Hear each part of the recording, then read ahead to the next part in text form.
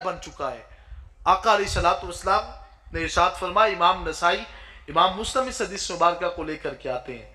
हजूर अलैहिस्सलाम ने फरमाया कि मोमिन के कुछ हुकूक हैं दूसरे मुसलमान के ऊपर, और फरमाया सबसे पहला उसका हक ये है, याऊदुहु इज़ा मरदा, जब कभी मोमिन बीमार हो जाए तो फरमाया कभी उसकी इयादत के लिए जाएं और उससे पूछें कैफ़ा हालुका, तेरा हाल क्या है। अल्लाह उस बंदे से बड़ा राजी होता है। मेरे आका अलैहिस्सलाम ने फरमाया कि जो बंदा किसी इंसान की सुबह को तीमारदारी करता है तो शाम तक, अगर शाम को जाकर के उससे पूछता है तेरा हाल क्या है, तो आका अलैहिस्सलाम ने फरमाया कि सुबह तक 70,000 फरिश्ता उस इंसान के लिए दुआए मग़फ़िरत पढ़ता रहता है। जिसने कोई बहुत बड़ा काम नहीं किया, सिर्फ यही पूछा तेरा हाल क्या है, ये कोई बहुत बड़ा जुमला नहीं है।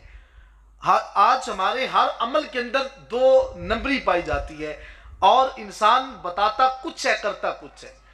आप कभी यहाँ तक पूछ लें कि हम तो जनाजे के ऊपर भी जाएं तो वहाँ पे जाने का मकसद ये होता है कि दूसरे को पता चल जाए कि चौधरी साहब आए हैं। एक जनाजे पे मैं गया तो मेरे साथ कुछ अहबाब थे, उन्होंने कहा हज़रत जब तक वो घर वालों को हम मिलेंगे नहीं तो हम यहाँ से जाएंगे नहीं। मैंने कहा उसका मकसद क्या? उसने कहा हज़रत पता तो चल जाए ना कि हम आए हैं। मैंने कहा कि हम इसको बताने के लिए नहीं आए, हम तो उसकी दुआ पढ़ने के लिए आए हैं जो दुनिया से चला गया है।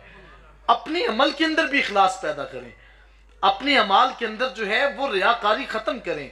मेरे हुज़ूर क़िबला आलम ने क्या खूब लिखा, फरमाते रियाकारी न करना से रियाकारी नहीं अच्छी, रियाकारी न करना से रियाकारी नहीं अच्छी।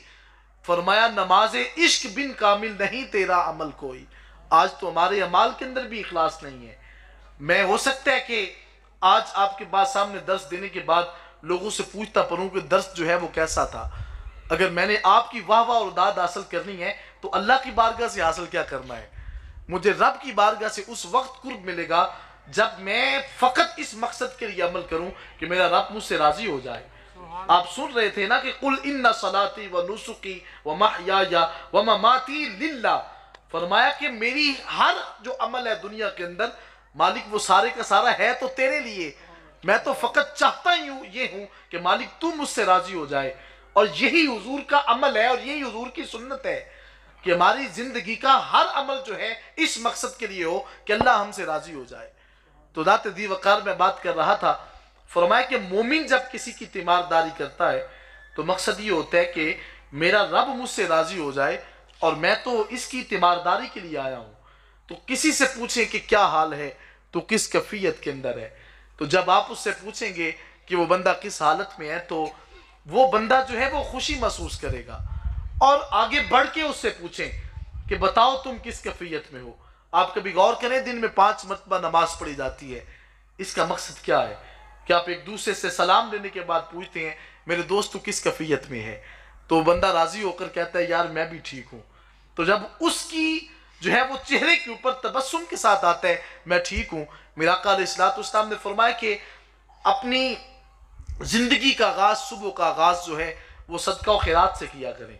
अर्ज़ की हुजूर हमारे पास इतना मालूमाता तो होता नहीं। मेरा आका अलैहिस्सलाम ने फरमाया यहाँ पैसों की बात थोड़ी है।